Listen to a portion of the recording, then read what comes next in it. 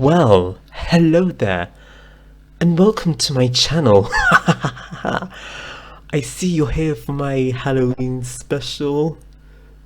Why Halloween special? Because I'm about to do something truly scary.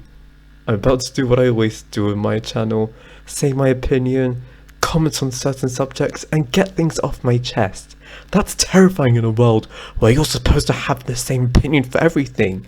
So if you like what you see in this video, and what you hear, then press that like button, subscribe to my channel, and share with your loved ones. And if you don't like this video, I'm gonna come haunt you and say more of my opinions that offend everyone.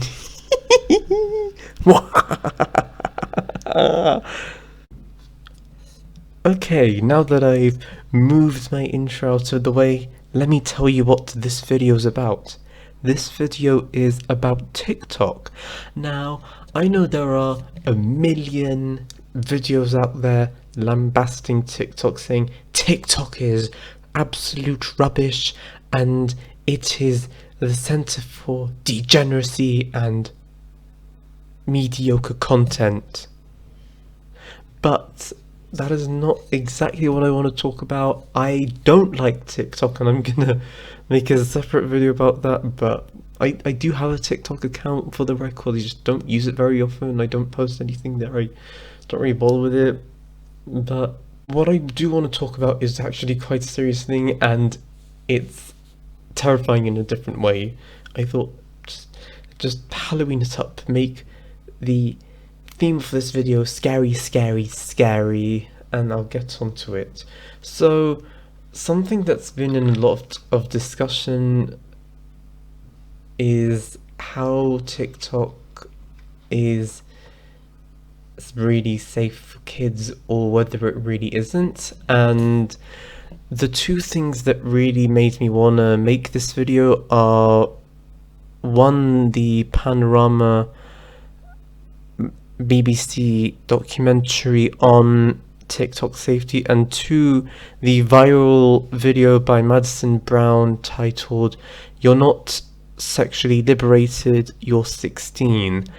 And I want to talk about both of those videos and what those the subject that surrounds it, because I genuinely find it terrifying the impact TikTok is having on younger Gen Zs, and I'm saying this as an older Gen Z person. Like, I'm turning 24 in about 10 days, 11 days, I think, don't know, but I'm turning 24, so I do technically count as a Gen Z because I was born in 1998,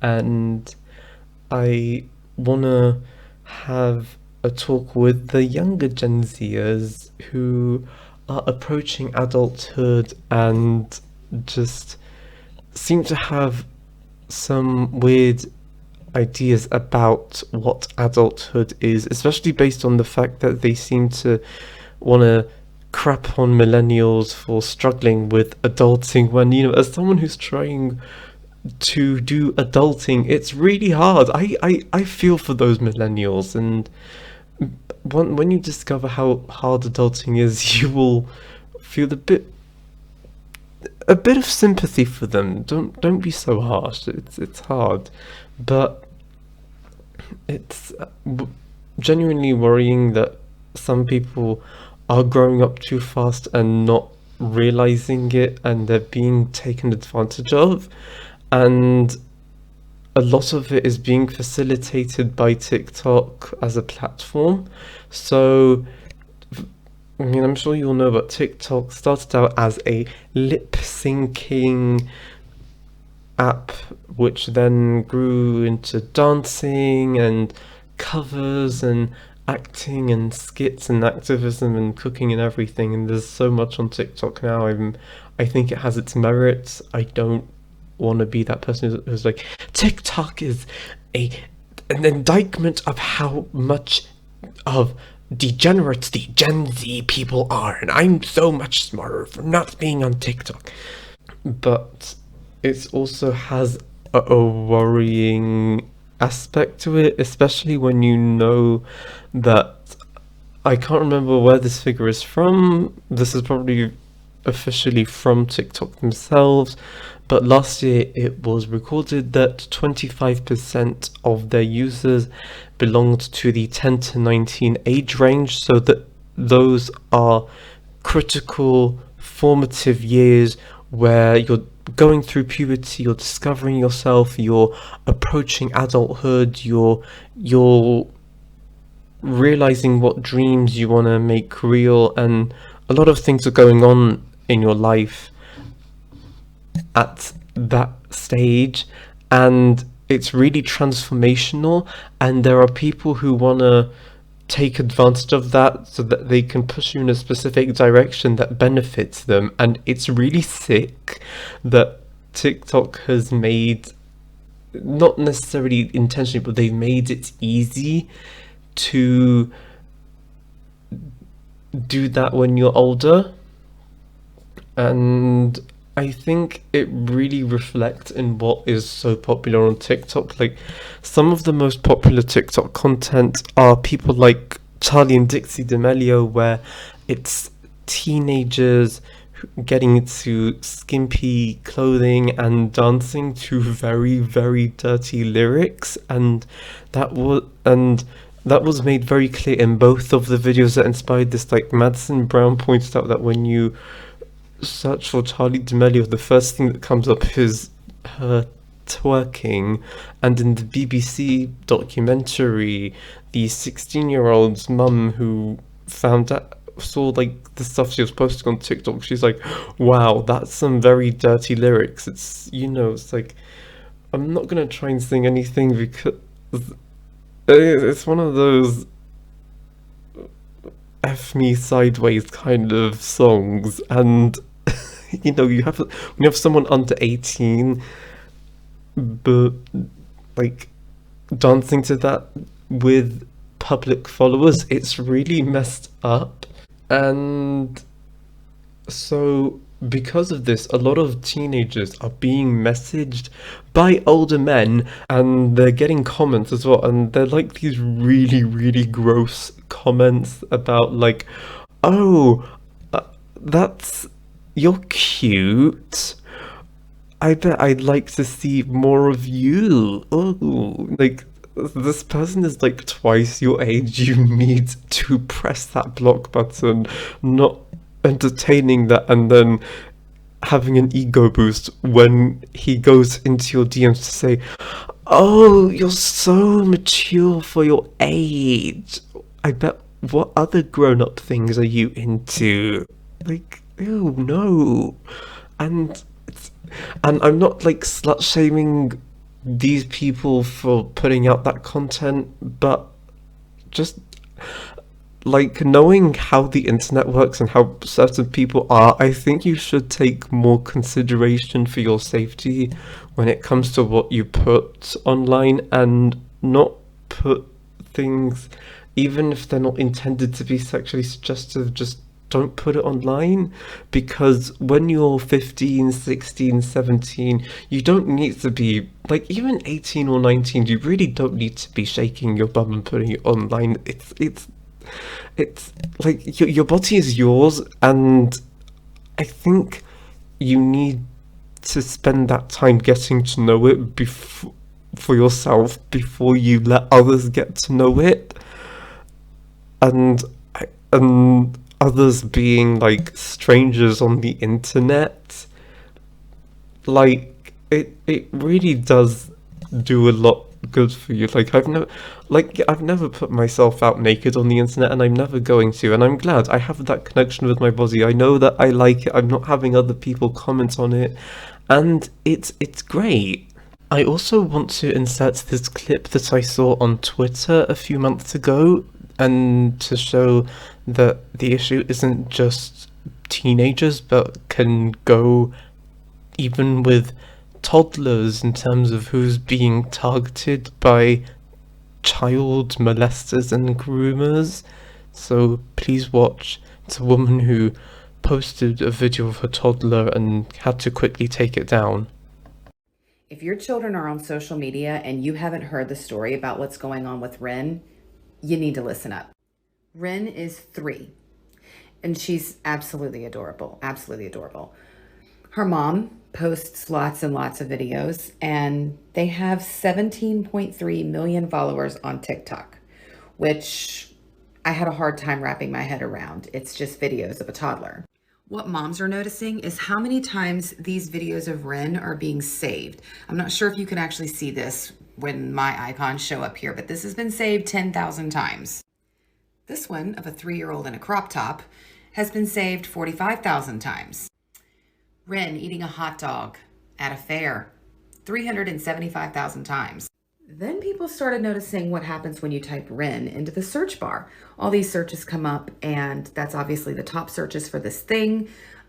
Most of them are gone now, but some of them were like Ren scandalous outfits. She's 3. One that still pops up is Ren pickle. People started noticing really disgusting comments that men were leaving, and they got really, really upset about it. Now, I'm not going to post any of the really disgusting comments, but I did notice that somebody posted this. She is so mature for her age. And I started thinking about, why was this comment bad? And then I realized I actually posted a video of my own daughter on my TikTok. My daughter does not have a TikTok because of all the disgusting things that happen on TikTok. But my daughter was doing the 3-2-1 bang challenge, and I posted it. And I got this comment: "Your daughter is kind of cute, not gonna lie." Hey, Seuss. I thought that comment was innocent when it was posted, but it's not. And then I realized that the video of my daughter had been saved way too many times. So I removed the video. And then I went to her Instagram page, which is private. And I found accounts like this that were following my daughter. My daughter is 12 and a half. The issue with all of the saves and the follows are that people are watching your children and doing disgusting things. Protect your kids. Circling back to like the whole messages and comments thing, I remember seeing some like videos about, first of all on TikTok, like a bunch of younger millennial women talking about how when they were on Omegle, aged 12 and 13, they would message much older men, and they were only realizing like in their 20s how incredibly messed up what they were doing is, and how worried they were about Gen Z going and doing the same thing in TikTok chat rooms or whatever they're called, message boards or whatever. And it is worrying, like the kind of stuff, given the kind of stuff they message, like, and some people were just being casual about it, like they didn't even realize how messed up it was. It was that. I say that I'm through, but this song is still for you. Now all I want is love that lasts, is all I want, too much. You know how these bitches love me? Why? Cause baby don't give a fuck. Like thinking about this topic for like a couple weeks now, wondering whether I should make like a video on it or whatever, but I feel like I have to because no one else is talking about it. Not that I've seen anyway. Omegle. What was that website all about? Why is it still like up and running? Why can people still go on there? Like, as a generation, we either all know someone or have experienced ourselves being groomed on Omegle by an older person. And, like, it's just not spoken about. Like, we all make jokes about it and stuff, but, like, no one's actually dealing with it. And, like, influencers will be like, oh, come chat to me on Omegle. And it's like, no, you have young fans that could potentially now be groomed online. Stop.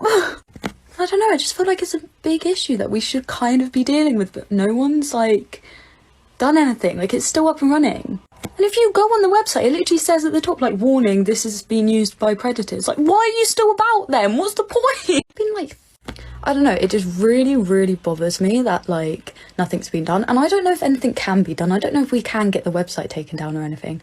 But, like, we all know that predators go on there to groom kids. And still, like, I don't feel like anything's being done about it. Like, I know multiple people who were groomed on there, and I myself was as well. And I feel like we all just, like, don't talk about it because we're, like, embarrassed or something like that. Or we've, like, repressed the memories or something. But, like, we shouldn't be embarrassed. We were children, and they were grown adults, like, talking to us online. And surely a website that facilitates that and admits that it facilitates that in a warning that comes up at the top of the screen shouldn't be around anymore. I don't know, maybe I'm going insane, but I don't understand why as an adult you'd feel the need to go on Omegle unless it was to talk to someone underage and not get caught by it because it's obviously, like, anonymous and stuff. Like, it weirds me out. I think there's something important to learn from those two videos and the mum video that I posted earlier about protecting yourself and those you love online, because with the first video she saw that it was getting saved and it was that her daughter was being followed by accounts that were sexual in nature, and she took that video down because she realized that TikTok has some really disgusting, creepy, perverted people on it, and that she realized that was on her to protect her very young child. And the same goes with you when it comes to protecting yourself. That does not absolve them of being disgusting perverts, but you still have to protect yourself. It's how, you know, if you really, really want to experience adulthood, protect yourself and have some personal responsibility. It's not, you know, oh, when I turn 18, I'm gonna switch from TikTok to OnlyFans.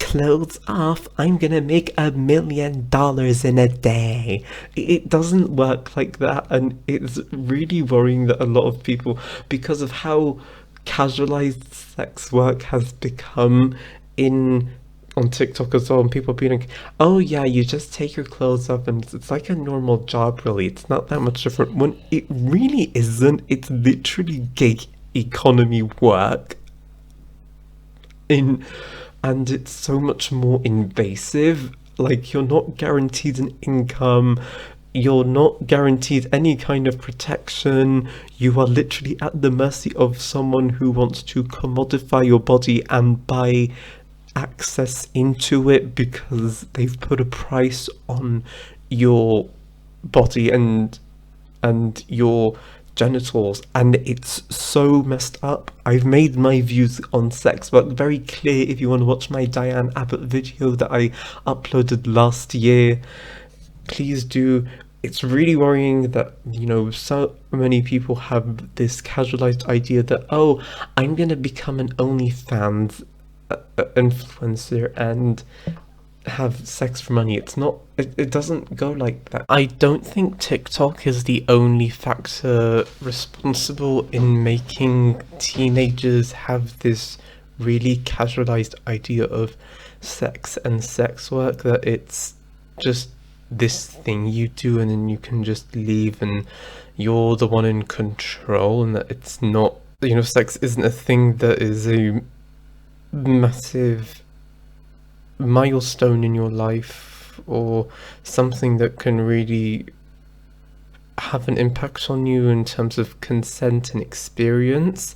I also want to blame Euphoria for, you know, it's really not an appropriate show in terms of what it's portraying, in terms of teenagers doing drugs and having so much sex. And this is, I know that some people might relate to it in terms of a coming of age, teenagers discovering themselves kind of show, but it's nonetheless really messed up what it portrays and normalizes for teenagers, and doesn't condemn or criticize hypersexuality in terms of what's being portrayed, especially in this clip. You're a virgin. Because the truth is that when she was 14 on vacation in Panama City Beach, she met a guy who was like 40. Hey, you from around here? which in retrospect seems kind of rapey and weird, but honestly, she was the one in control. Yeah. She could And then there are like literally people doing countdowns until people turn 18, like with Billie Eilish and Bad Baby, and the just waiting for them to take their clothes off so they can buy their nudes. Like, it's so creepy, and that behavior needs to stop. And anyone who unintentionally or intentionally facilitates that, including the teens going out and twerking on the camera to dirty lyrics, they need to stop as well, because it's really crazy. Like, OnlyFans needs to raise their minimum age requirement and then do actual checks to make sure they're not lying. And it's so gross. These people exist and they team the internet, and it's so bad. Like, you need to get off the internet and just be a real humane person who sees people as people and not teenage girls as potential sex objects that I can use like a sex doll and take advantage of. Like, gross. Absolutely gross. It needs to stop. Okay? This ends now. Oh, sorry. Was that video too scary for you? Was the truth too scary for you? Well, let me tell you, I find those pervs terrifying and what they're doing to our kids. But that's the truth. I tell it online. Because that's who I am, Crispy Kareem, of The Bitter Truth. So if you like this video, again, press the like button, subscribe to my channel, and share with your loved ones. And I will see you in the next upload.